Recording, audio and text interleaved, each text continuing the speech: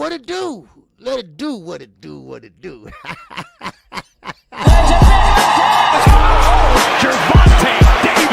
I'm definitely a face of boxing. Absolutely. They up the level, I'ma up the level with them every time.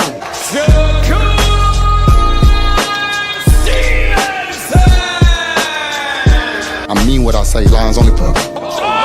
Charlo just dropped Lewin with that sweeping right and goes down face first.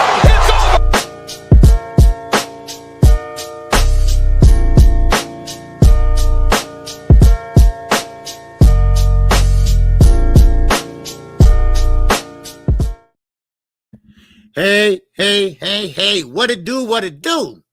This is your boy, back again, KQKC BOXING NETWORK.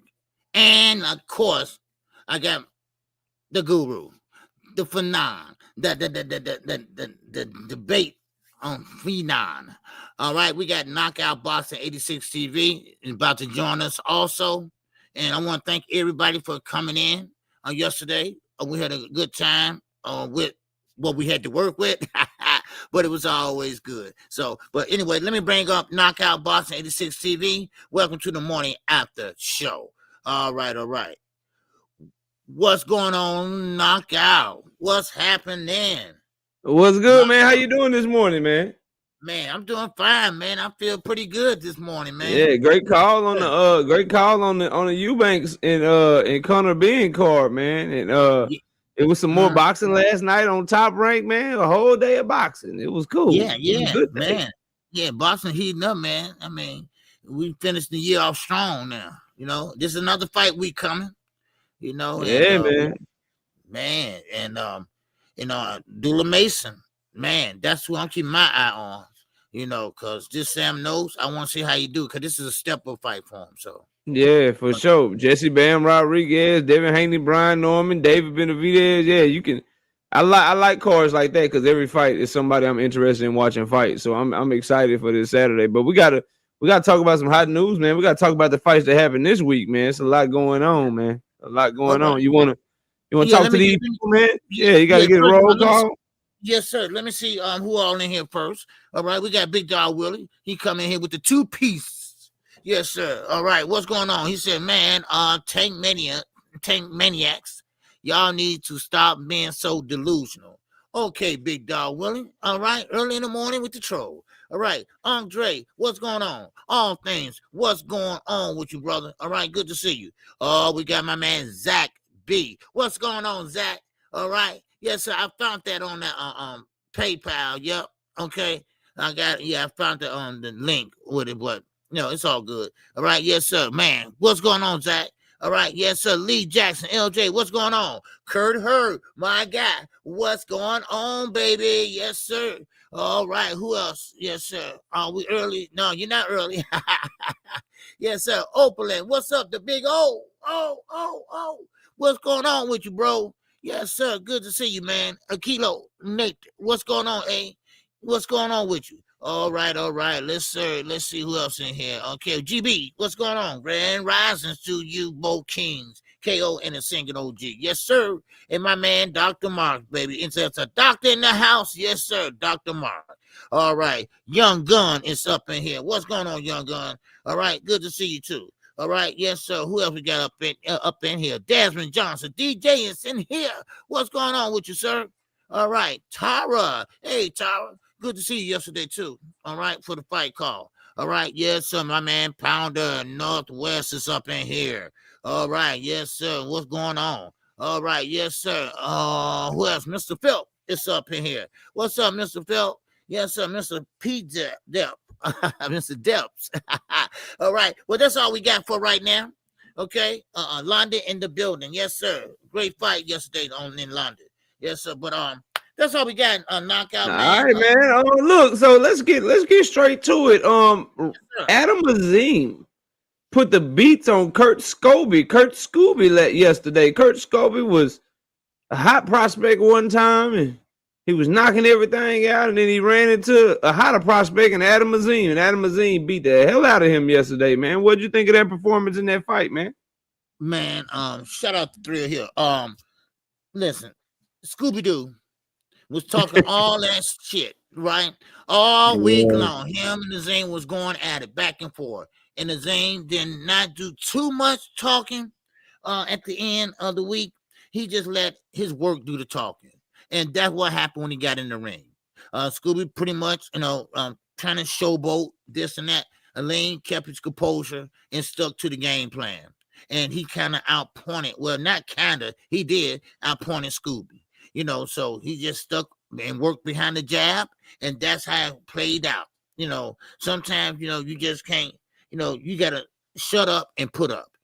And this is what I always say about Shakur Stevenson, and, stop saying what you're going to do and never do it.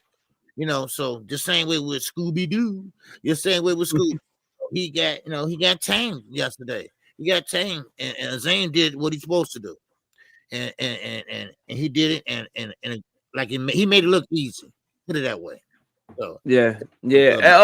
Kurt Scobie is an example of a good athlete, and he started boxing late. And if anybody's a member to the channel that's in here, that's exactly what I said the fight would look like, KQ, because you can't start boxing. You start boxing about 18, 19, whatever it is, and you used to play another sport. When you gonna run into somebody that's been boxing a lot longer than you, they got a lot more experience than you, and they're gonna make you look like it. And Kurt Scobie looked like a fish out of water. He was a day late and $1 short on all his counters for the most part. He landed some good shots here and there, but Adam Azim just peppered him, beat him up, did what he wanted to do with him, and then eventually in the 12th round, he finished that, man. He finished that boy and did that boy dirty. And Adam Azim might be a little dark horse at 140 pounds, man. He might be somebody to keep your eye on because he got some good boxing skills. He's a big 140-pound fighter. He got fast hands. His power is looking like it's carrying quite well. And he's a highly decorated amateur. He's somebody that we might need to start paying a little bit more attention to at 140 pounds. He continues to step up in competition. I think a fight with Liam Perot will be a good fight for him.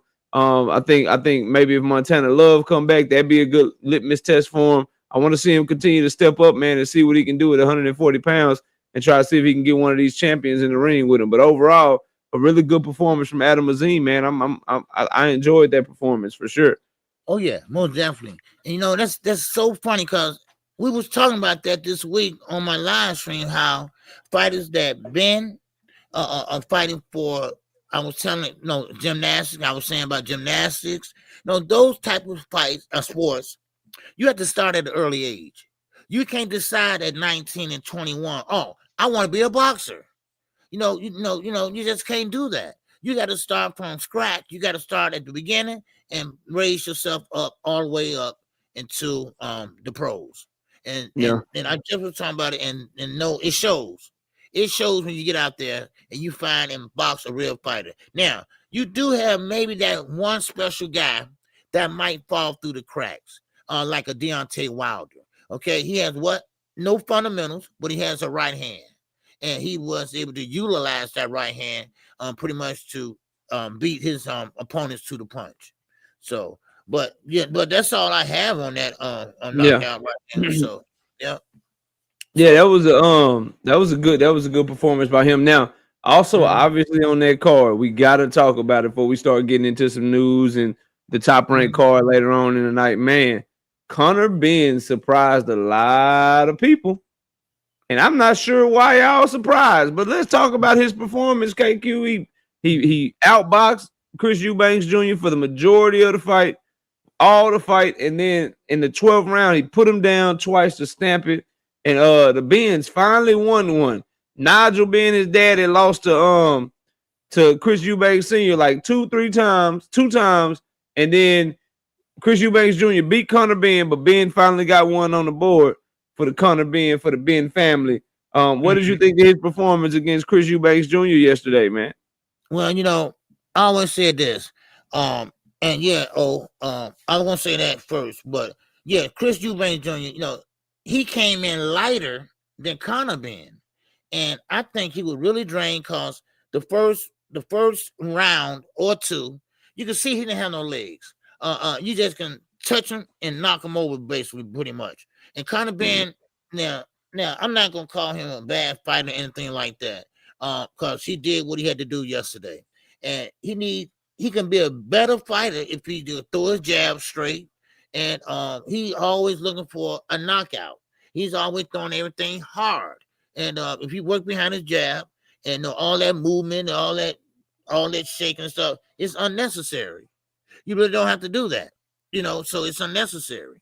So but anyway, I'm sorry, there's my It's okay. yeah.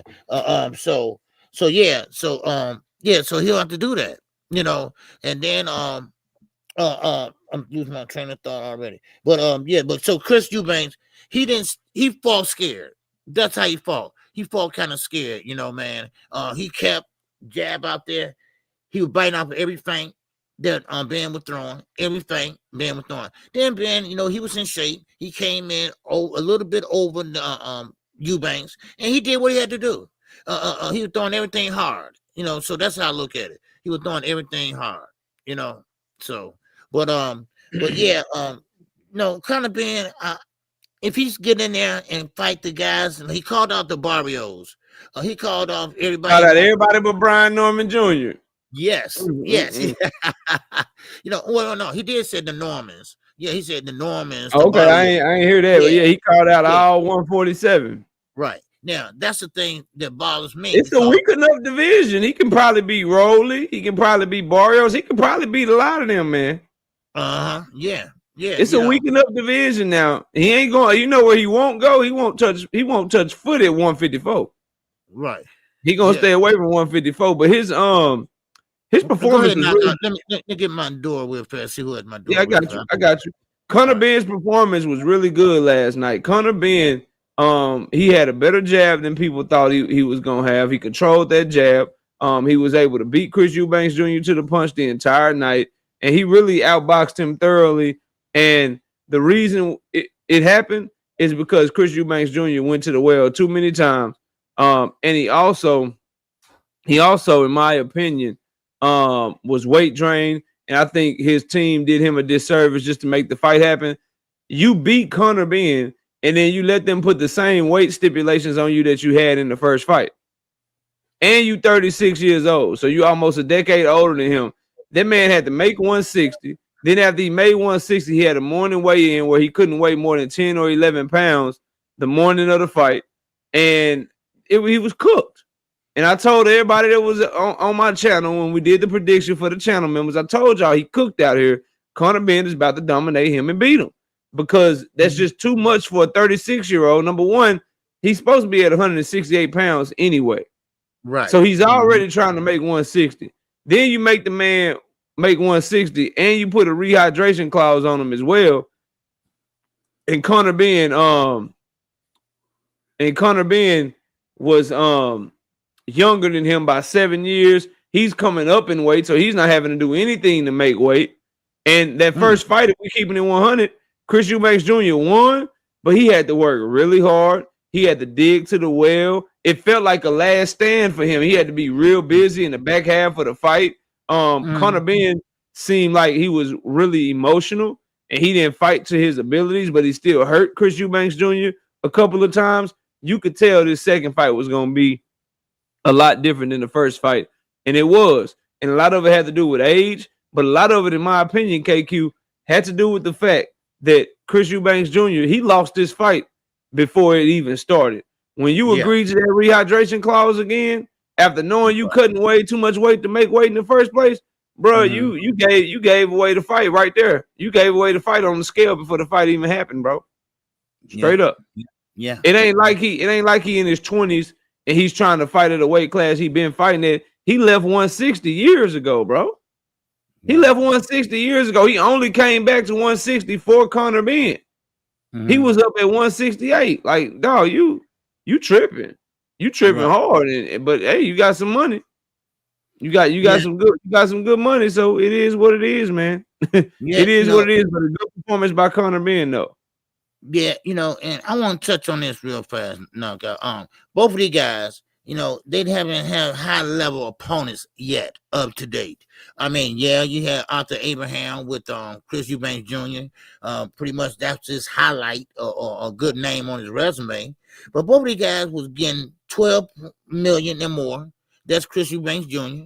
and you got Conor Ben getting 10 million or more. Now, that's what they say. I don't know if that's what they got. But I know one thing. Eddie Hearn is Conor Ben promoter. And Eddie Hearn works really, really, really hard for the UK fighters. No, but he doesn't work that hard for the American fighters. And that's the problem that I have. That's the problem I have because Jerron Ennis, he ain't made that type of money yet. Shakira Stevenson ain't made that type of money yet. And those are the things that really piss me off. And you're right about Conor Ben. Conor Ben is short. He is a 147 pounder, and he's going back down in weight. Now, that's going to be kind of hard, too, now. He's going to have to pretty much go down in weight and then fight them guys that's really hungry. Man, I don't know, because he's not very accurate with his punches. Then, of course, Eubank Singh Jr. Now, do you smell the trilogy knockout? Heck no. I don't want to see it. I don't want to see it. Yeah. If I'm Chris Eubanks Jr., I ain't fighting you in no trilogy unless we weigh in 168, no rehab. Like we gonna really get to it, bro. You're not gonna have me cutting 5, 10, 15 pounds too much, then tell me I can only weigh 8, 10, 11 pounds more the morning of the fight, bro. You handicapping me. I'm not fighting them no more handicap. If we go 1-1, we just went 1-1. I beat your ass, you beat my ass. All right, cool. Right. But if you want this rubber match, nah, bro, we not doing that no more. Yeah. That was the dumbest shit ever. Like how Conor Ben get to have so much leverage even after he lost, bro. Right. It ain't supposed to work that way. You lost the first fight, you still get to do that shit? Nah. Yeah, that's Eddie, man. That's Eddie with that, I mean, man, I just don't know. You drop dirty, I mean, you still getting, a nice payday. And so I would like to see him go down and fight 147 pounders, and like you say, 147 is not weak, but he can be a dominant player down there. Nah, it's weak, KQ. It's a weak division. That division now is poo-poo. It's trash. Okay. Like, no disrespect to none of them, but the talent is 135, 140, and then 154 now. All the 147 pounders, man, like Mario Barrios, come on, man. He might be one of the worst champions in boxing. If you go through the weight classes, you look at champions, he might be one of the worst ones, man. Same for Rolly, man. And then Mario Barrios about to fight Ryan Garcia. Ryan Garcia might beat him. You know what I mean? And then you got Crocker. Yeah, Ian Crocker. That's who. Now, Conor Ben didn't call that dude out. But Ian Crocker is the one that he might fight. Ian Crocker is a UK fighter. He's a champion. And he signed to Eddie Hearn. That's who Conor Ben gonna fight to become champion at 147 pounds. Mark my words. Watch what I tell you. Okay. That's who he gonna end up fighting. Ian Crocker, the dude that beat Patty Donovan. That's who he gonna end up fighting, man. He but Conor Ben ain't trying to fight no real smoke at 160 or 154. Why not stay at 160? Fight Janabek. Fight Erislandy Lara. Man, fight Carlos Adames. Yeah, fight one of them. Nah, they trying to get an easy mark at 147. They about to make that in-house welterweight championship fight over there in the UK. Watch what I tell you. Yeah. Because the American champions, they might go to Saudi Arabia, KQ, but I don't see none of them going to UK to fight Conor Ben though.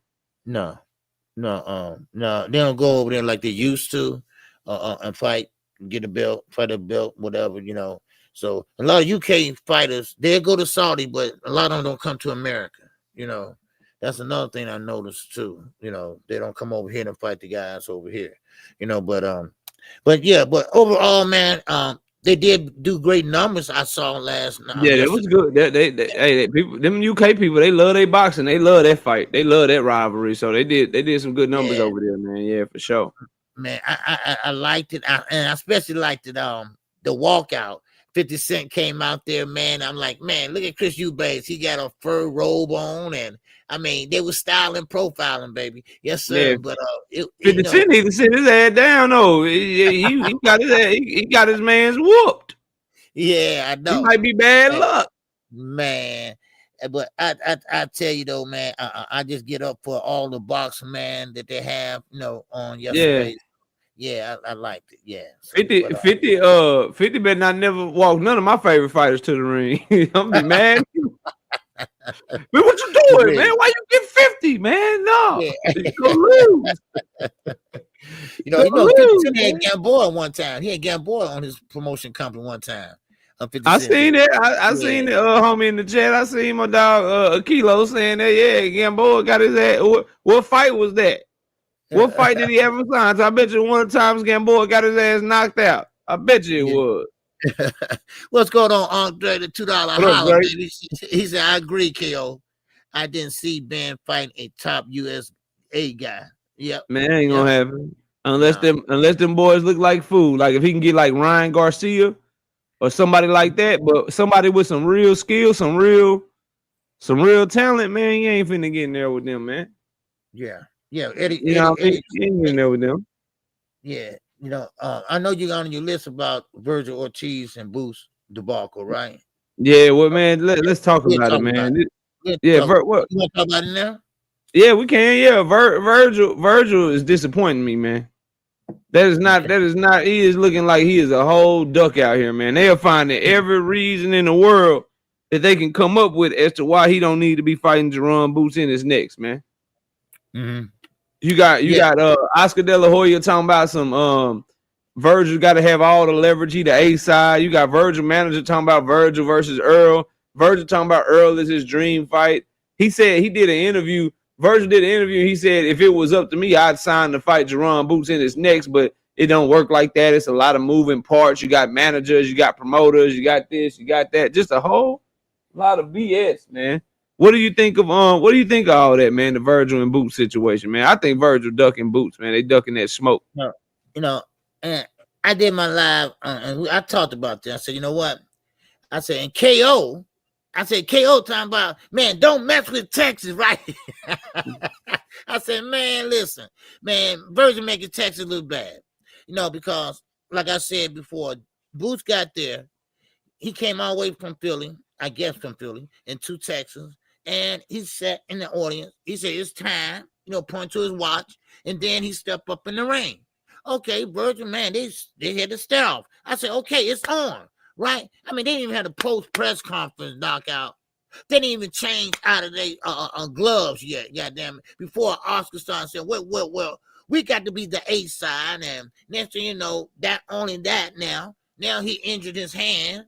Then next thing you know, he wants 10 million. I mean, then I said, wait a minute, hold on, wait a minute. Y'all tripping, wait a minute. Y'all just had a fight and everything was cool. And now all of a sudden, now everything is unraveling, you know. And of course, if you're the A side knockout, you don't say we want 10 million. You tell them what we gonna get and what you gonna get. Now that's how it normally works. You know, if you're the A side, you don't ask for nothing. You say, hey, this is what I'm getting, this is what you're going to get. You know, and you take control of the negotiations. I mean, but no, all these excuses, Virgil know what it is. Now, let me ask you this, Knockout. Did he get intimidated about Booth getting into the ring like that? Did he get intimidated? Or I mean, what? I think Virgil, I don't know, because it's like he was intimidated by Boots at 147 when they talking about they need 48 months. But then earlier this year, they said he signed 2 times to fight Boots in this. But now Boots get up in your face, you acting like you don't want no smoke. I think they know it's like this. You's an athlete too. And one thing that a high level athlete, what we all know, but nobody ever talks about it enough, in my opinion, is in your field or whatever. Because you used to play basketball, right? Yeah. And I did too. In basketball, in boxing, in any sport, you can look at somebody, or you can play against somebody, or you can spar somebody, and you know they better than you. You'll never probably admit it because you're a competitor, because you know, but in your heart, you know it's gonna be a long day today. It's gonna be a long day today. I can't guard this dude. I can't guard this dude. I need some help today. And I think that's what Virgil is. I think that's where his team is with Boots. Oscar De La Hoya and his matchmakers, they've been doing this a very long time. And everybody talk about top rank matchmaking, but look at what Oscar De La Hoya and his matchmakers was able to do with Zerto Ramirez before he finally had to fight Bivol. Look at what they was able to do with Jaime Munguia before he ever fought, before he ever had a big fight. They be making dudes go 45, 50, 60 and 0 damn near. They be them boys be undefeated for a long, long time, and then they step up and get their ass whooped. So everybody talk about top rank matchmaking, but Golden Boy be matchmaking their ass out too. Like, look at how they moved Canelo and what they did with Canelo, bro. They some matchmaking fools, and they'll never say it out loud because it's just not the popular thing to do or the popular thing to say. But man, y'all seen Boots, man. Y'all came up in the amateurs with him. Y'all damn near the same age. Y'all know what it is, even if you won't admit it. Y'all know that boy is a problem for Virgil because Virgil, as good as he is, Virgil got that high guard. Virgil got a nice stiff jab. Virgil got good power. He can fight on the inside, but Virgil is also coming straight at you. Yep. He got some counter punching ability. Don't get me wrong. He can box a little bit, but for the most part, Virgil is coming straight at you. And Boots got a little bit too much sauce for that, man. He got a little bit too much swag for that, boy. And I think they feel it, man. I think they feel it. They know Virgil fight just like he wanted to Stanionis, and they saw what Boots did to Stanionis, man. Mm-hmm. Yeah. So I just hate because Virgil is looking like a whole duck out here, man. And they saying a lot of stuff that makes me believe and know that we probably not gonna get that fight next if we ever get it at all. That Boots and Virgil thing might be like Deontay Wilder, Anthony Joshua, Errol Spence, Terrence Crawford. We're gonna be talking about this fight for years to come. We might get it in the year 2030 or something, man. Mm-hmm. Yeah. So it's bad out here. But we traded Virgil to Chicago. We got Jordan now. We traded Virgil. Virgil from Chicago now. He not from Dallas no more. He from Chicago. Yeah, we traded Virgil. We might take Virgil because we ain't got nobody over here, so we take him. Matter of fact, we didn't even trade him. We just gave him to y'all for Chicago deep dish pizza. Like, we didn't even trade. We just traded him for a Chicago deep dish. Now he from Chicago, man. Man, I just was so surprised that happened so fast. I mean, I can see maybe later on that week or whatever. I mean, man, we talking about the first interview. The first interview outside the ring, and Oscar got the capping, so, and Boots, allegedly he asked for that fight, a tune-up, and he got his tune-up, and now, of course, he came to Texas, but Robert Garcia, he said that was all for show. They really don't want to fight Virgil. Now, according to Boots, energy, it look like he does, so Robert Garcia. Man, no man fly all the way from Philly to get to Dallas just to get in the ring with you and say that he don't want to fight you, bro. Because what Virgil team didn't deny when Eddie Hearn, because I be paying attention, KQ, when Eddie Hearn said that DAZN said they want us to make this fight, they didn't deny that DAZN said that, man. That people want to see this fight, bro. We don't want to see Virgil and Boots keep beating up because Virgil and Boots are good enough to where you can put them in a good fight and they still gonna win even if it's a name. Like, ain't nobody trying to watch. And I love me some Earl, man. I'm an Earl Spence fan, man. But Virgil getting in the ring with Earl Spence, man, he gonna do my dog dirty, man. Yeah. I'm not trying to watch that. Earl too old now. He been out the ring too long. We want to see these two young guns get this shit popping, man. And then maybe if Boots beat you and you fight good enough, maybe you get better and you get him in the rematch. Or maybe he just way better than you and he's the only person you can't beat, but you can beat everybody else. Or maybe you beat him. But we need to find out, man. We need to find out. At least, see what he at. That's what I was looking at.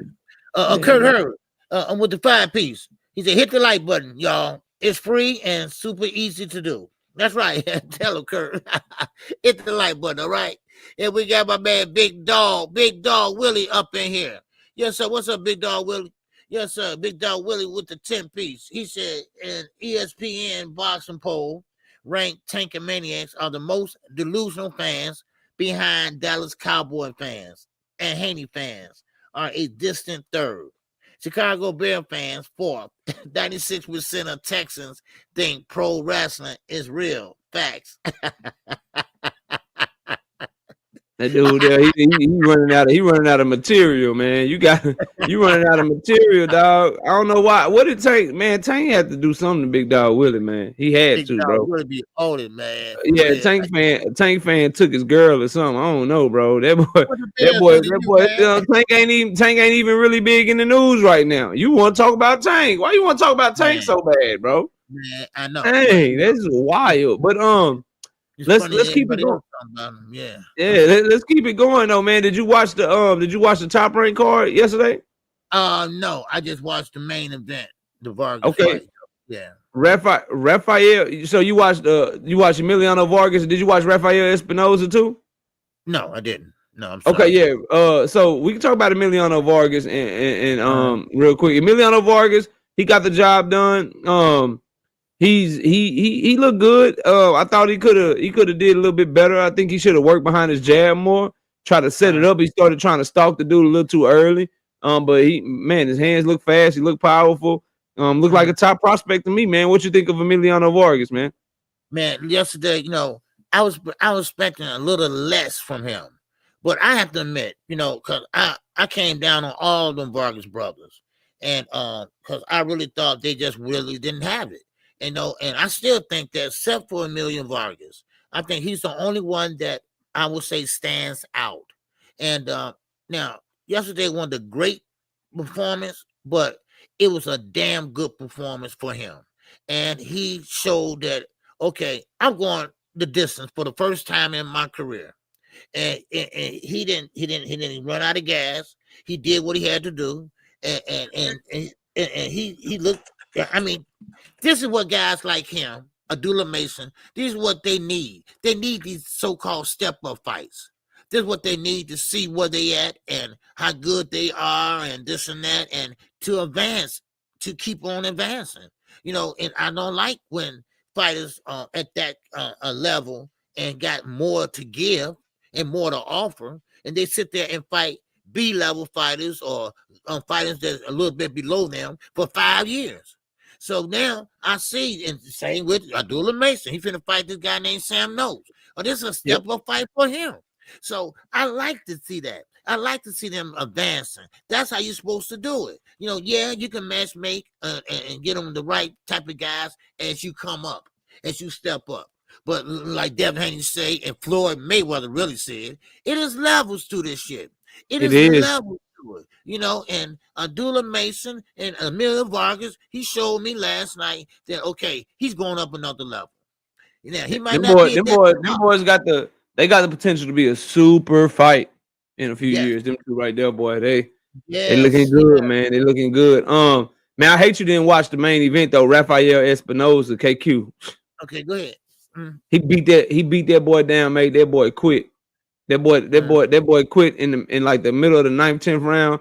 And Rafael Espinoza is the best fighter from 122, 126, and 130. Like Monster anyway will not move the featherweight and touch him. Can't nobody at 130 beat that boy.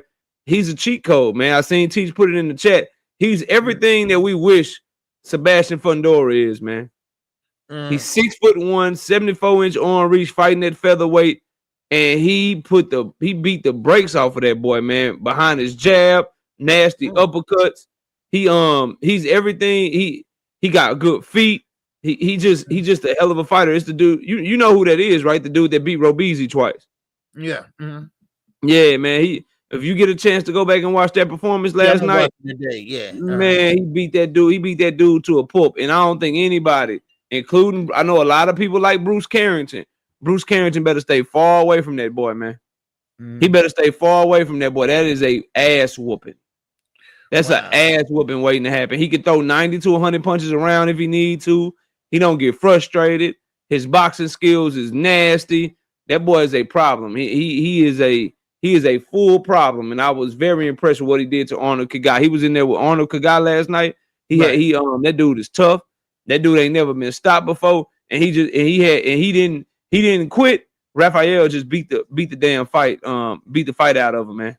He beat the fight out that boy. It was a hell of a performance. Top rank got them one.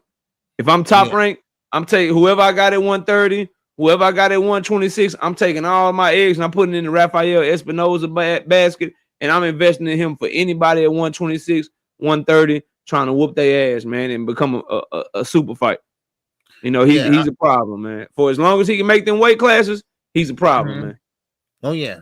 I don't think Monster gonna jump up and fight him at 126 though. Nah, he'll jump up and he'll fight like a Angelo Leo. Right. You know what I Right. mean? He'll jump up and he'll try to take one of them belts. He ain't gonna touch that WBO. He ain't gonna mess with that boy. If Monster can do that and beat him, Monster, that's the type of competition. Because I seen did you see Bob Arum when he said Monster Inoue is the greatest fighter he's ever seen? Yeah. I thought about that. Yeah, he's greater than Muhammad Ali, Sugar Ray Leonard. Yeah. You want to start really putting him in those conversations. He got to show he can beat somebody like that, because that boy is special. That Rafael Espinoza got some tools and some gifts that you're not supposed to have at 126 pounds, man. That boy is nasty, man. You're gonna love it. You're gonna love that performance. It's one-sided, but it was so methodical, so chill, and then he just slowly started turning up on that dude. And the uppercut was just busting boy nose and eyes all up. It was bad, man. It was a badass performance, man. I enjoyed that fight. But we can move on. Check that out. Nick Ball, you say Young Gun, huh? Yeah, that's somebody else that Monster might fight like Nick Ball or whatever. He ain't stepping in there with Espinoza, man. But if I'm Bob Arum, I'm trying to get Espinoza all them fights. I'm trying to get him all them fights, because he can run through all of them boys and continue to make a big name for himself. So let's talk about this Anthony Joshua Jake Paul fight. What do you think, man? You think it's gonna happen? You like the fight? You think it's a good fight? Well, see, like I was saying, I think Thursday my live stream. Now, Eddie Hearn came out and said that it wasn't a done deal and it wasn't carved in stone. And then I told the chat, somebody lying, and we're gonna find out who is the lie. And it turned out to be Eddie. Well, Eddie comes out and say, well, I don't want to say nothing because I want them to announce it or whatever. Otherwise he just was bullshitting. And so this fight, Anthony Joshua don't have nothing to lose. He's on his way out in the UK. He lost and he's getting older, and now he need a payday. And he getting a payday with this fight with Jake Paul. And now nobody ain't talking about this though. But still, this is not a good fight either. Because why? Because Anthony Joshua is a heavyweight and a fundamental heavyweight.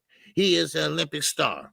He came up from the Olympics all the way up into being a star. Matter of fact, they loved him over at the in the UK. They love Anthony Joshua until now he started falling off a little bit. But now Jake Paul is fighting a guy that got knockout power, especially against him, and a guy that's fundamentally sound. We know what happened to Ngannou. And now Ngannou got knocked out by Anthony Joshua. Well, the same can happen to Jake Paul. Now, if it's scripted, then okay, AJ will just go through the script, but he's not going to go head on and go in there and knock him out. Now, nobody ain't saying Jake Paul, he don't want this, he want to be a real fight. Now, he don't want this to be a real fight, because he fighting somebody now his size or bigger, and a guy that got punching power. Now, Anthony Joshua, they're trying to line up a fight with him and Tyson Fury in late January or February. And so that's why this fight is so quick to happen in December.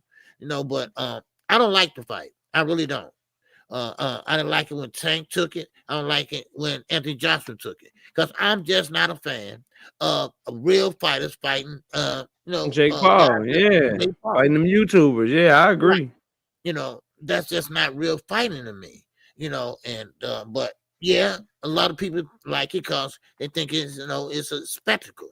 And you got a lot of people that don't know about boxing that sit there and watch it. But yeah, I get it. The money part, you want to make that money, and everything, but still in all, young fighters, they ain't trying to do nothing like that, except for Shakur or somebody, because they saw Tank do it. But besides that, I don't like to fight knockout. I just don't. And I don't know. The undercard still stay the same. I don't know. Yeah. At least is Mark Garner still on the undercard? They're saying it is. Here's my thing. And shout out to Kurt Hurd with the 10-piece in the cash out. He says, "Thanks for the corner winnings. I got you.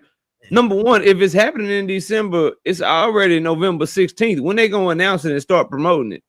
Like, I call BS on that. And then, like you said, Jake Paul versus AJ. I don't think Jake Paul is stupid enough to like get in the ring with a real heavyweight like AJ in a real fight. So I don't So until they announce it, I don't believe it, bro. I don't believe that shit because I don't think Jake Paul would do that. What I will say is I find it hypocritical and it's crazy to me that AJ is not getting even more backlash than what Tank Davis got for fighting Jake Paul because Anthony Joshua has more advantages over Jake Paul than Gervonta Davis does. It just goes to show you that there's a different standard and there's a different level of hate for Tank Davis than there is of any fighter that we have in boxing today because Anthony Joshua and Tank are both more skilled than Jake Paul. They have more experience than Jake Paul. They're more talented than Jake Paul. And they are more obviously been fighting a lot longer and got better opponents on their record than Jake Paul. But where they differentiate is Anthony Joshua is also 20 to 30 pounds heavier than Jake Paul and about 4 to 5 inches taller than him. So not only does he have all the advantages over Jake that Tank Davis has, he's also way bigger than Jake Paul. Mm-hmm. But yet and still, Anthony Joshua doesn't get anywhere near the same criticism that Tank Davis gets for fighting Jake Paul if that fight was to happen. So I don't like the fight. I'm like you. I hate the Jake Paul Anthony Joshua fight for the same reasons that I hate the Gervonta Davis Jake Paul fight. My problem is why don't other people? Why is it okay for Jake? For AJ to fight Jake Paul when AJ has way more advantages and it's way bigger. It's a way bigger mismatch for Anthony Joshua in his favor than it was for Tank. Tank was outweighed by 100 pounds damn near. He about 7 or 8 inches shorter than Jake Paul. At least Jake Paul had something that he could hang his hat on. He don't have shit to hang his hat on with Anthony Joshua, which is why I don't believe this fight is happening, bro. And then the business behind it, KQ, and I landed here. Why would Turkey allow Eddie Hearn, who is his damn basically he running Eddie Hearn company? Jake Paul is the competition. Right. Why would Turkey allow Eddie Hearn to allow Anthony Joshua to go help out his rival and make a big fight with Jake Paul? That don't make sense to me. Turkey don't want Jake Paul to have a big event. He wants Canelo versus Crawford to be the biggest event of 2025. He wants to whoop people like Jake Paul, whoop people like Al Heyman. He wants to whoop them and drive them out of business so he can take over the sport of boxing. Why would he help Jake Paul by letting them fight one of the biggest names that's associated with Turkey and Riyadh season, bro? Yeah, that don't make no sense to me. I don't think Turkey would allow that shit. Turkey wants AJ to fight on his Riyadh season card. He wants his ass in Saudi Arabia or the UK on the Riyadh card against a heavyweight of his choosing. He don't want AJ helping Jake Paul make a huge mega event, bro. Right. That don't make no sense. Like, so the fight's supposed to happen in less than a month. It don't make no sense from a political business landscape, and it don't make no sense from a competitive standpoint because I don't think Jake Paul would seriously consider getting in the ring with AJ unless it's a damn WWE script, like you said. Yep. So I don't see it happening, bro. I'm just gonna keep it real with you. Maybe I'm right, maybe I'm wrong, whatever. It just don't make sense. On no way, shape, or form. And we'll see. No, not being a fan, a fanboy, nothing like that. But in order to replace Gervonta Davis, Jake Paul feel like he got to find somebody that's gonna generate that type of revenue. That's what I'm looking at. And no one's out there that can do that. Yeah, Terrence Crawford got all the belts. Terrence Crawford did this and that. But Terrence Crawford ain't doing that. He's not doing that. And plus, I'm sorry, he don't have a fan base like that. Nah, I'm gonna tell you like this, KQ. Not to cut you off. Crawford would do it, but Bud is a dog. Bud ain't going by no script. Bud ain't finna like change himself. If you get Bud will do that shit for the money. But if Jake get Bud coming there to whoop that ass. And that's exactly what he would do. Jake ain't, bro, and Bud, we already seen Bud Crawford. Bud Crawford a lot closer to Jake Paul weight than you think. Yeah. So you put Bud Crawford in the ring with Jake Paul and tell him he ain't got to cut no weight. Fucking homicide, bro. That is murder, bro. That's a bad idea, Jake. Don't do that. Right. You better take your take your ass over there and start fight. You better go find the old washed up MMA fighter, nigga. You better go call Conor McGregor. You better go call Conor McGregor. Tell him to leave that proper 12 whiskey alone for a little bit and come get these M's. You put Bud in the ring. Bud will take the fight. Bud just gonna whoop his ass. Yep. Yep. Shit. Yeah, you're right. Yeah, you're right, man. I didn't think about that, man. Yeah. Hey, Yeah, better 'cause Bud, get, he ain't going by no script. Yeah, he'll fight you for real though. Yeah. No. ain't none Yeah, of them man. dudes, Bud. Yeah, man, but All the dudes will take it. David Benavidez will take the fight. Bud will take the fight. Tank will take the fight. Shit, you know who might come back around? Who they was negotiating with? Canelo might come take the fight, but them dudes is different. They gonna try to whoop your ass, bro. They gonna try to whoop you, fam. oh yeah, most definitely. Yeah, yeah. So Yeah, so we gotta. yeah, I gave you your rent, Shell. I got the rent. No, I was talking Already, about Shell. I forgot to give him his wrench. I gave it to him 3 minutes ago. can you hear me? Am I Go ahead. is my stuff tripping? Can you hear me? I can hear you. Go ahead. Okay. So let's talk about let's talk about this upcoming fight with Devin Haney and Brian Norman Jr. They fighting in 6 days. Fight week is finally here. Yeah. And so let's start talking about this. I made a video yesterday and I want to get your thoughts on this, man. I think Brian Norman Jr. has better experience than Devin Haney. What do you think of that? Okay. Who you think has the better experience between the two? As far as fighter goes or name goes, Devin Haney has more name recognition. But I think Brian Norman fought better fighters, if you want to say that. That's how I look at it. You know, so and that's one thing I can say, really, basically, because Devin, yeah, he went in there. Yes, he trained with the Mayweathers, and yes, he fought Ryan Garcia and a couple other fighters, Lomachenko and things like that. But that's when he was boiling down into 135. But Brian Norman was fighting the solid fighters with no name. That's the only way I can put it. So what you think? So the reason I say Brian Norman Jr. has better experience than Devin Haney is because Devin Haney ain't never fought at the weight class.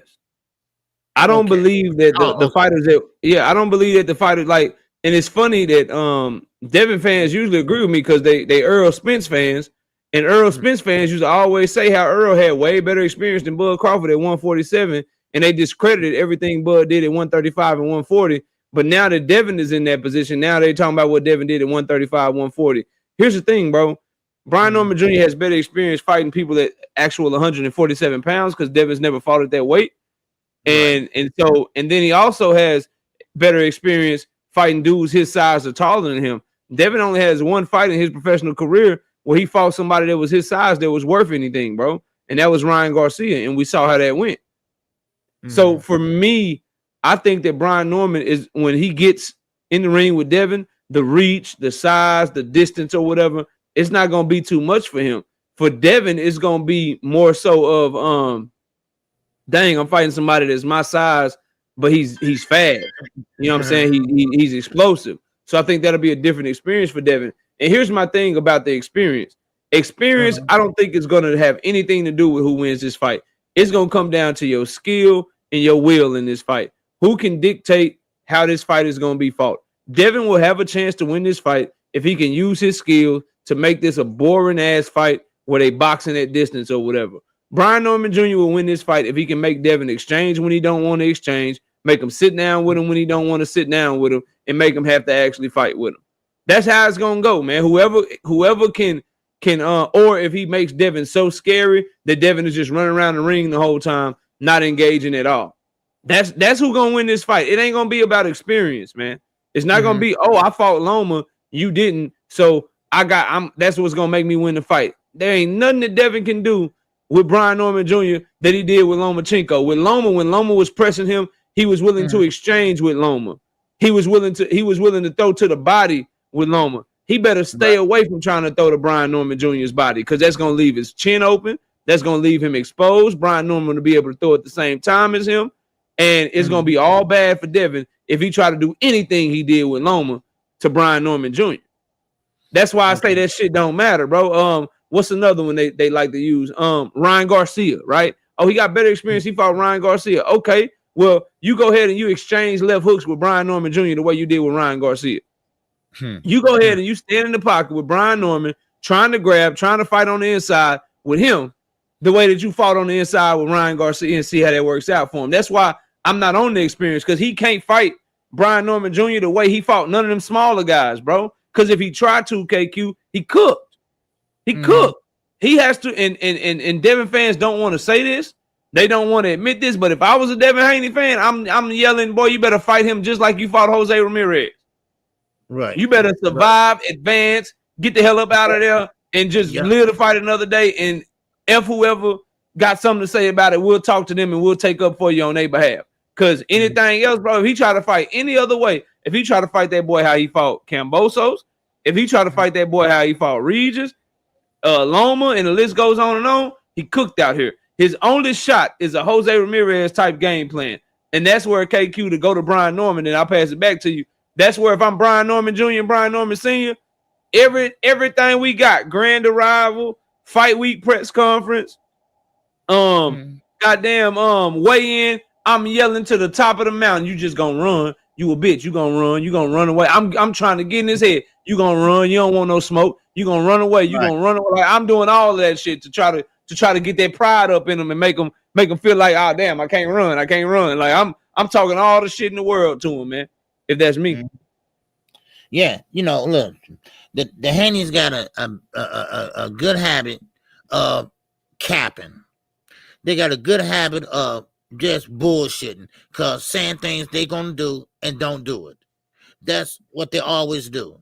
Because what's gonna happen is Devin Haney's gonna go in there, smother, hit and try to hold, and then reset, get on his bike, go to the left, go to the right, and trying to catch you with one on the fly, then hold again, smother, hold again, and trying to win on points.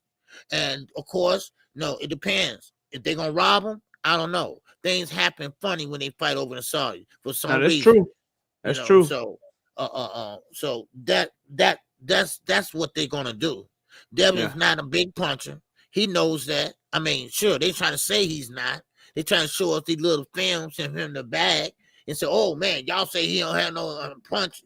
Listen, bags don't punch back. Bags do make noise when you hit them. So I mean, they can miss me with that one, but this is what's going to happen. Brian Norman's going to try to cut off the ring and going to be chasing Devin around, and Devin's going to spin in the hole. I mean, that's just how the fight's going to go. Now, if Devin try to show that he can punch, he going to get knocked out. Now, Brian Norman, if he get out his element and say, well, y'all said I'm going to box. Nah, bro, we ain't trying to see that shit. Yeah, you know what I mean? He going to say, well, I got footwork too. Right? And he might try. Your footwork better be chasing chickens and cutting off the goddamn ring. Right. So he been pressing, cutting off the ring. I see a couple film where he stepping over, cutting off the ring. And so Devin best bet is, listen, let me stop right there. Listen, Devin Haney's going to have to fight sooner or later. He's going to have to stand and fight. If he's going to keep on going up in weight. Now, he's not at 135 now. He's not boiling down anymore. His body won't allow it. So he's going to have to stand and fight. That's what I believe. He's going to have to stand and fight sooner or later. Now he need to win this fight, or this can be the beginning of the end for Devin Haney. It's something you said. It's something you said, and it's something Drink said in the chat. The comparison of Brian Norman Jr. and Regis, I would just say Regis is 5'7" with like a 68-inch arm reach, 69-inch arm. He's way shorter and smaller, and he's not nearly as skilled or experienced as Brian Norman Jr., bro. Brian Norman Jr. got both hands. Regis only had one. Regis was in his mid-30s, washed, cooked, and there was a blueprint for Regis because he looked like shit against Zorilla. So you can just take that shit and you can put it, you can kind of adapt that to your game plan. Brian Norman Jr. seems to be getting better and better, and he's younger and fresher. He's a decade younger than Regis. Way more athletic, way more experienced, power in both hands. I don't think Devin can fight like that, bro. I think that's gonna be all bad. I think Brian Norman Jr. has everything Ryan Garcia has, except he's more dedicated and he's more skilled, bro. It's gonna be a tough fight. So Devin gotta, again, I maintain, I think he gotta have closer to that Jose Ramirez game plan if he want any shot to win this fight. As far as what you said, KQ, about Devin trying to clinch, I don't think that's the issue. I think it's Ramirez. Because jumping in trying to clinch, that's that Kambosos game plan where he would jab Kambosos, catch him with a 1-2. If he overextended on his backhand, he'd hurry up and clinch him because he knew he was out of position. You can't do that with Brian Norman Jr. You can do that with Kambosos because, again, he 5'6", 5'7", 68-inch arm reach. He's smaller than you. You way bigger than him. You stronger than him. He tried to clinch Brian Norman Jr. Brian Norman Jr. is stronger than Devin. He can refuse that clinch. And Norman is nasty on the inside, bro. With controlling your head, controlling your arms with frames, coming up under the guard, throwing an uppercut, like trying to get inside to grab him. You gonna fuck around and get them bees put on your ass. So I think he needs to stay away, bro. Stay away from that young man, or you cook. You cook, man. That's just my opinion. I can't wait to see the fight. I do want to ask you this other thing about Devin. Devin said that he said that he's never fought nobody younger than him, and he said that Brian Norman Jr. is bigger than him, and he's fighting closer to his natural weight class. And we've seen pictures of Devin looking like the small, incredible Hulk. What do you think of those comments, man? You think Devin fighting close to his natural weight of 147? I think he's bigger than 147. I mean, yeah, that been his natural weight, really. He been boiling down, so I really can't say because he been boiling down to make 135, and all of a sudden now, when you rehydrate up, and he did it like 25 pounds in 8 hours or something like that. But he's fighting at his natural weight, and matter of fact, it look like he's gonna be coming in bigger than Brian Norman. That's the way it look right now. Like he's gonna be bigger than Brian Norman, but that doesn't matter. That doesn't matter. See, that's the thing about it. And Devin said himself, muscles don't matter. Fundamentals and skill set matters, in which it does.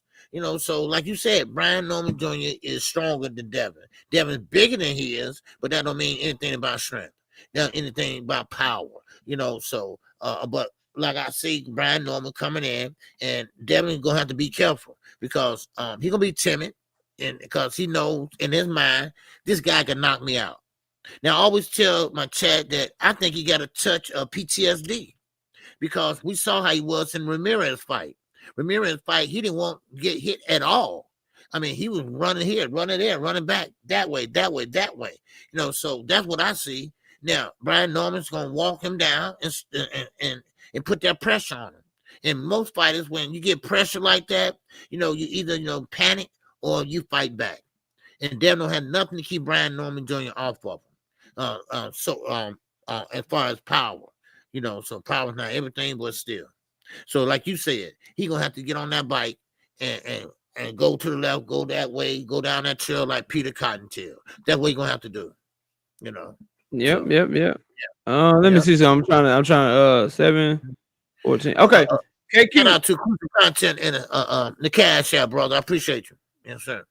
Already. Yeah, shout out to you, Crucial Content. I appreciate that 2-piece in the Cash App. All right, KQ. It's been 20 days. It has been 20 days since Tank Davis allegedly dragged this woman all across the street in public. 20 days. Where's the tape at, man? What's going on? Where the charges at, KQ? What's going on, man? Been 20 days? Man, let me tell you. Okay, shout out to Young World. Cash, Super Chat. All right, salute to the OG and the Young G. Yes, sir. Salute to the chat. Hey, appreciate you, Young World.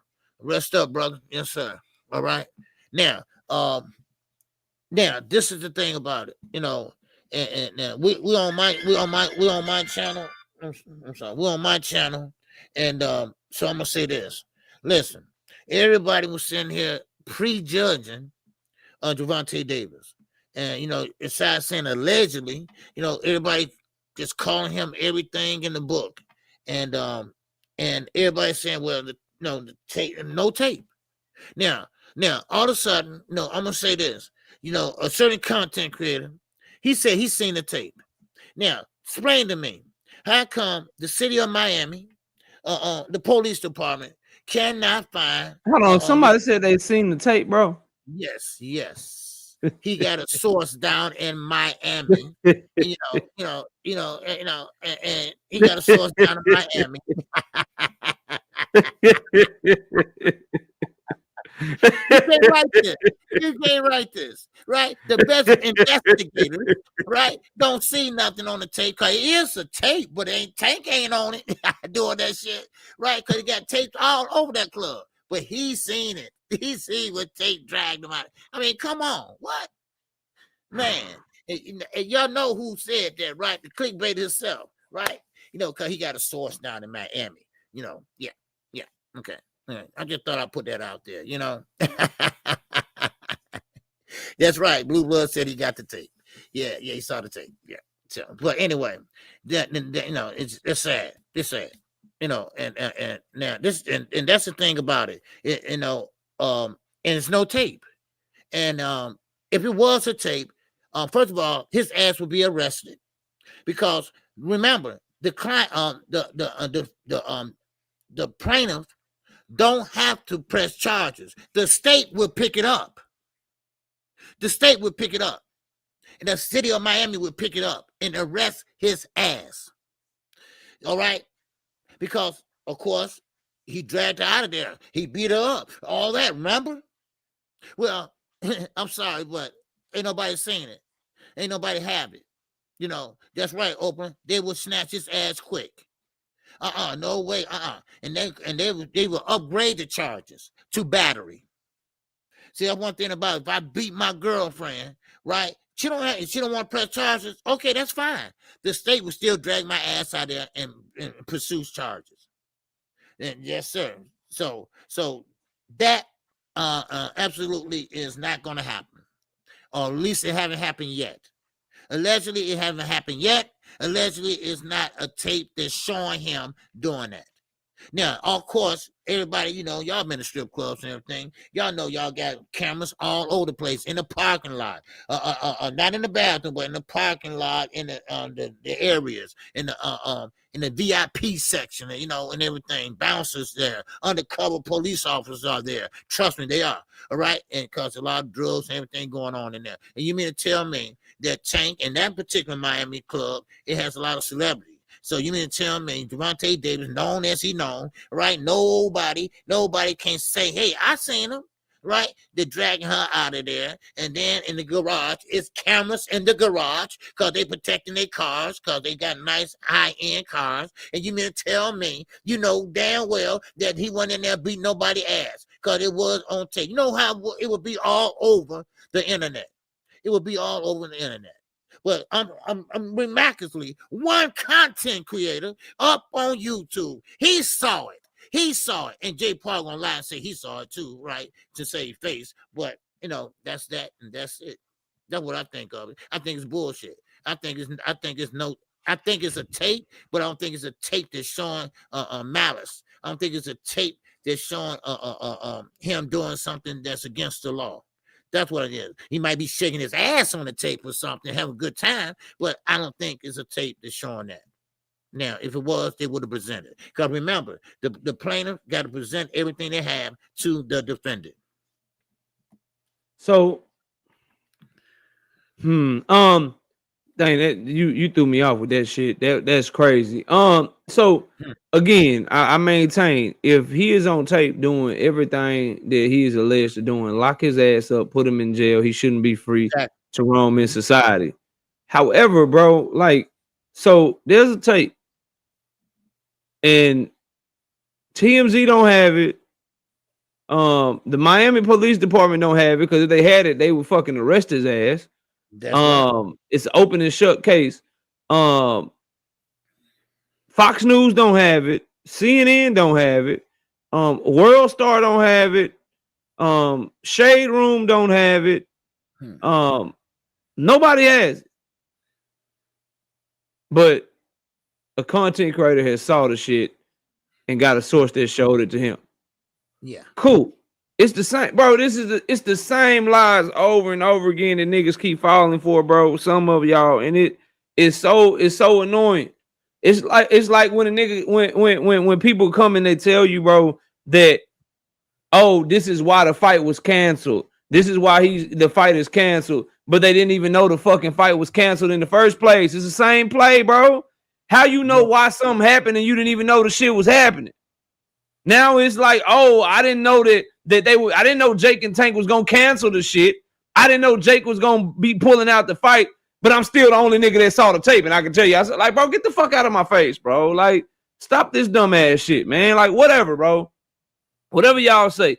All I know is this: if he did that shit, lock his ass up. And if there is a tape out there, then the Miami Police Department, whoever's investigating that shit, got to be the worst detective ever. Because you ain't got to be no cop to know. You don't have to be a prosecutor to know that if somebody is on tape doing something, that is the worst thing against somebody. Your ass is guilty. Ain't nothing you can do about it. Ain't a lawyer in the world can get you off of shit if you on tape doing all the things that he alleged to have done to that young lady, bro.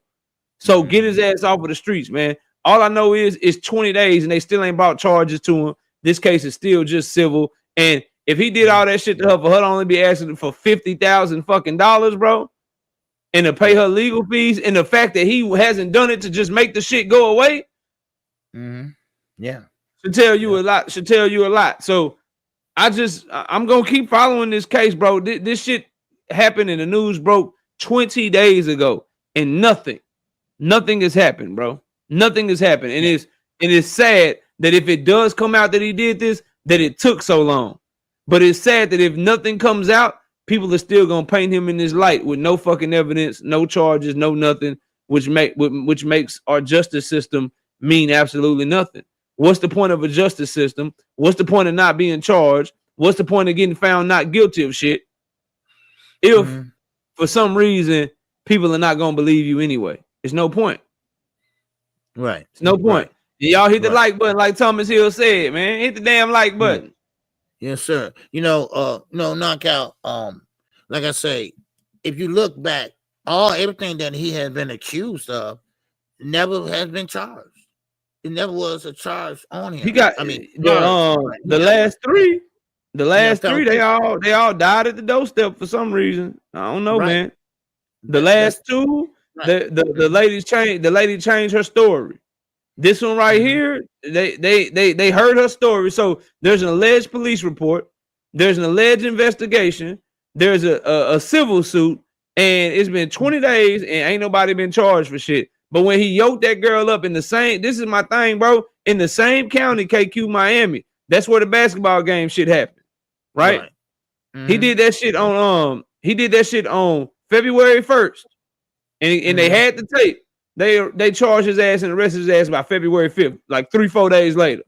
But now they got this tape out here. Everybody got this tape except the goddamn police.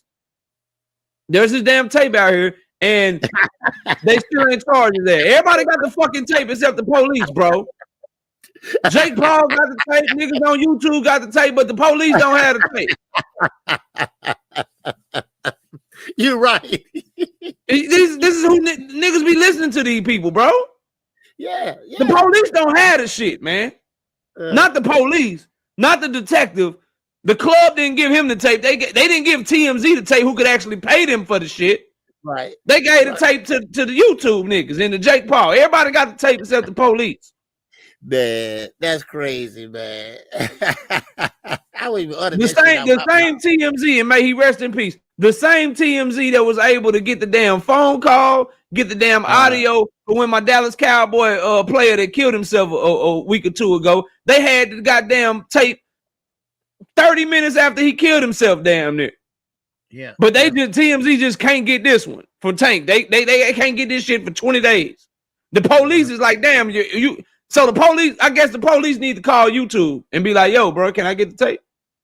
Can I get the tape? Because nigga, you got some shit. We need to arrest this nigga. Where the tape at? Come on, dog. Get the fuck out of my face, man.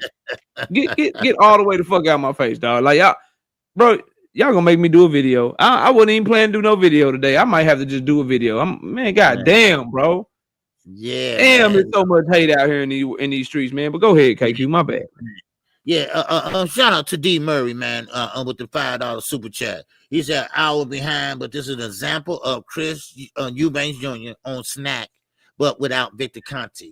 These snack dudes might be in trouble. True. Yeah. I think he was weight drained, D. I think he was just weight drained. It was a weight cut, man. Yeah. It was weight drained. You read that one already. Yeah. Okay. Hold on. Look. Okay. You on the one from Young World, the other one. Yeah, there you go. Yeah, there All you right. go. Now, well, yeah, KO. What's your thoughts on a possible block scandal per Mayweather jamming up Tank? Every fight is some bogus scandal. What's your thoughts too, OG? Okay. Go ahead, KQ. What you think? Okay. Well, Floyd could be, but I don't think he is. I think somebody is. Now, I can't say if it's Turkey or who, but something is going on because every time he get ready to fight, some kind of scandal happens. Now, that ain't coincidence. Okay, one time it's a coincidence. Maybe two. Then I start looking crazy. But come on, every time you get ready to fight, it's something going on. Jealousy, that happens. He making all the money. He told Turkey no. He told Turkey no, I'm not going over there. I can make the same money over here. And he stuck to his guns. Same with PBC. They stuck to their guns. Now we're gonna loan you a fighter, to make that card and everything. But it's something going on. I can't pinpoint it. I'm not a detective or nothing like that. I don't have no inside scoop. And that's about it. That's how I look at it. I mean, I'm ain't gonna tell nobody anyway. Yeah, I'm with you. I would just say I don't believe in coincidences. I never have. So, especially when you're talking about big business, millions of dollars on the line, how shady boxing is or whatever. Like, I wouldn't put nothing past nobody. Like three of the young man's last 6 fights is some huge scandal that's potentially stopping the fight from happening. The Hector Garcia fight, huge scandal. This Lamont Roach rematch that was supposed to happen, huge scandal takes place. And this Jake Paul fight, that's supposed to happen, some huge shit takes place. So I just, 3 of the last 6 times, I don't believe in coincidences. And with what's happening or whatever, it's people out there with money that'll pay you just to say some shit. That's why we need to get the truth. That's why if there's a tape, it needs to come out. Like the young lady could be, and I'm not saying she is or isn't. If he did this, he deserved everything to come with it. But I'm not naive enough to believe that somebody couldn't have came to her and paid her just to file the shit. Like, I'm not naive enough to believe that, because like you could be just asking for $50,000 because somebody already paid you $100,000 just to file the shit, or $200,000 just to file the shit because they wanted to fuck something up. Like, because there are a lot of enemies of Tank Davis. Like, here's the thing, right? If you will say all the shit about him publicly that people say about him, if you will push the agendas publicly that people push on him, what are you willing to do when no one is looking? When everyone can see you and you still lie on the young man, when everyone can see you and there's still a ton of people that denigrate the young man, when everyone can see you in public and you just try to bash and denigrate and talk shit about him all the time, if you're willing to do that in public, what are you willing to do when people are not looking? Yeah. That's how I look at it. So is it happening? I don't know, but would I put it past anything if some huge scandal comes out and all that shit? No, I wouldn't be surprised at all. I wouldn't be surprised at all. That's just how life is, bro. What people try to show you their best self when they in front of the public or they in front of the camera. So if you get in front of the camera and you're willing to talk about him the way that you talk about him in front of the camera, or you're willing to play games with him and shit like you play, like how you do if you're in media, if you're another promoter, if you're willing to do that shit in public, what conversations are y'all having behind the scenes? Right. Yeah. What conversations are y'all having? And what moves are y'all making, and what type of plays are y'all putting together when ain't nobody looking, and you got your privacy and shit. So I just want all the facts to come out so I know where to point my goddamn gun at and shoot and talk my shit. But I was gonna ask you one more thing. It's 10:27. Sure. It's fight week. I got one more question for you, and it's about this Shakur Stevenson Team Alifu fight, right? Do you think this shit is gonna happen, man? Are we gonna get this fight? What's going on with this, man? I don't know. See, one thing about, first of all, Tiafino or Food or whatever. I be fucking up his name on purpose. My bad. I don't mean to make you miss it. I just don't respect dude, man. Right? He plays a lot too. He's a lot of cap, and the media is a lot of cap. Turkey is a lot of cap. Eddie is a lot of cap. So we don't know. They say, first of all, it's finalized, right? then some content creators, they go along with what they say or whatever, but it's not really finalized. I even said it's a done deal, but it's not a done deal. It's not a done deal at all. And that's the problem. T.O. and Secure, these guys, it just don't match. They just don't match. It's all, there you go. It's all cap. It's all cap. And yeah, it sounds good. It sounds good, but it's not going to happen. And on Secure's side, he always looking for that big payday, a big name, or whatever. And here go T.O. He think he's the lineal champion. Some people think he is, and some people think he went undisputed. But I don't think he was. But still in all, I don't think this fight gonna happen knockout. It's just that it's not enough press on it. It's mentioned here and there in passing, and that's about it. Of course, they ain't gonna promote it. They haven't promoted it. They would have started promoting it by now if it's gonna happen. Early January. So I don't see it happening. I think I got my doubts too. Yeah. I got my doubts too, OG. I think I never trust Team Alifu until they announce the fight, because he's always playing games, pulling out of fights, clout chasing, and I just maintain I don't think Top Rank put Keyshawn Davis #1 in the WBO because they want to let Teofimo go lose to somebody that's not signed to their company. Top Rank just got their new channel popping. They just got they got their new deal or whatever, where they got their channel on multiple platforms.